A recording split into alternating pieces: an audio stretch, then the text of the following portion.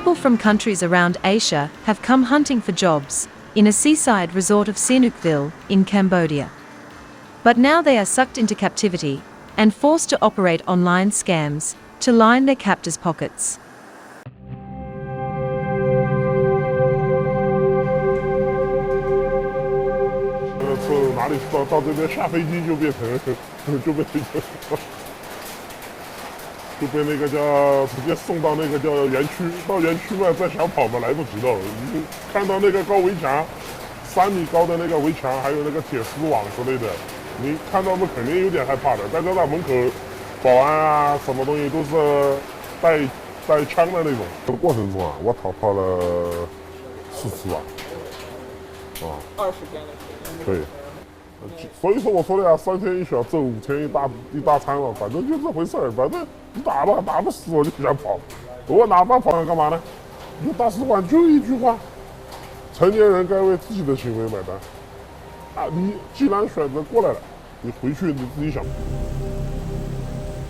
Poor and vulnerable people from Vietnam, the Philippines, Thailand, Malaysia, China, Taiwan, Hong Kong, Bangladesh and India are in this gambler's hub, carrying out crimes they know they will be punished for. Cambodia remained relatively open as compared to the rest of the region throughout most of the pandemic period. And so you have this large number of vulnerable people with fewer opportunities to look for work abroad. And so Cambodia became a very attractive place almost overnight for some of these folks.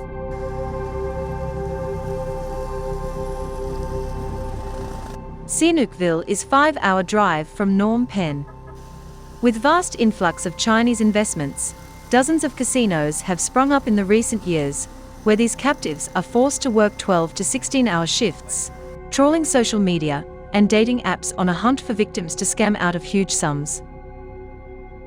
Their passports are taken away and instructed to set up fake profiles on apps and dating sites, including TikTok, Facebook, Instagram, and WhatsApp. They are forced to build online love relationships with their targets and to scam them under the guise of needing help to pay debts off. They are then instructed to groom these targets to pour money into cryptocurrency or other investment platforms. 其實我覺得疫情係令到好多人孤獨咗嘅，係啦，寂寞咗。咁喺呢個咁嘅時候，有個人日日喺你邊，即係話雖然你見唔到佢，但係日日喺個耳邊嗰度同你講嘢，係嘛？即係我有時開玩笑，我話其實佢好似提供一種服務咁樣，但係你唔知呢個服務係咁貴㗎咯。佢話其實香港有好多年輕人啊，就俾人呃咗去啲咁嘅集團，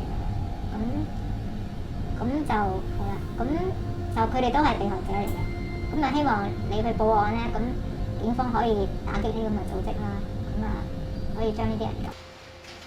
There are no reliable figures on how much money the gangs have netted from the scams, but the numbers could be staggering. In August, the UN Special Rapporteur on the situation of human rights in Cambodia said the trafficking victims were experiencing a living hell, often resulting in torture and even death.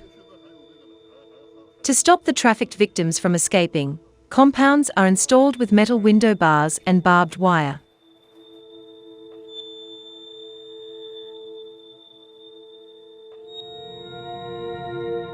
Casinos particularly suddenly put their business online, so they were shifted to a whole different way of working. People didn't come to them, so they went to them. In a sense, they reversed it and went online. So that was, 2019, it was happening already, and then it really accelerated with COVID. We're seeing different types of payment systems used. We're seeing direct bank transfers used. We're seeing cryptocurrencies used. We're seeing offshored accounts and companies incorporated in different places involved. So this is very hard to track.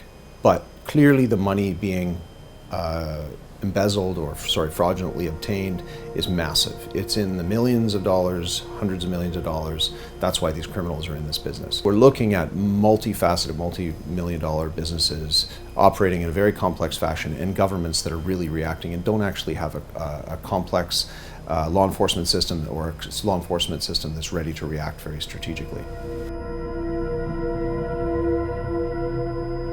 They are allegedly beaten or tortured and even sold if they refuse to scam others.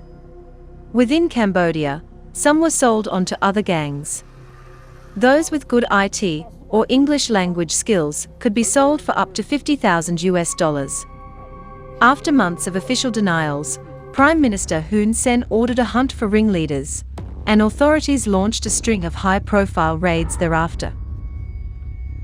More than 1,000 foreigners were freed from these compounds by the police.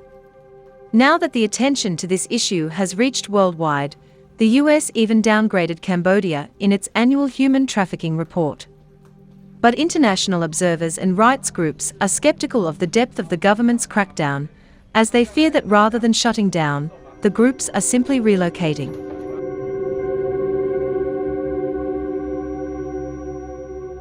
We're going to need Cambodia to take action with Thailand, Laos, Myanmar, the Philippines. Basically, the ASEAN region needs to come to terms with the fact that the conditions that criminals are looking for are basically scattered across certain parts of this region, very, very favorable to them. So let's put on the table what types of illicit activities, criminal activities are taking place there, how can we address those criminal activities holistically, strategically. If not, we're going to have them bounce around the region and just go from place to place.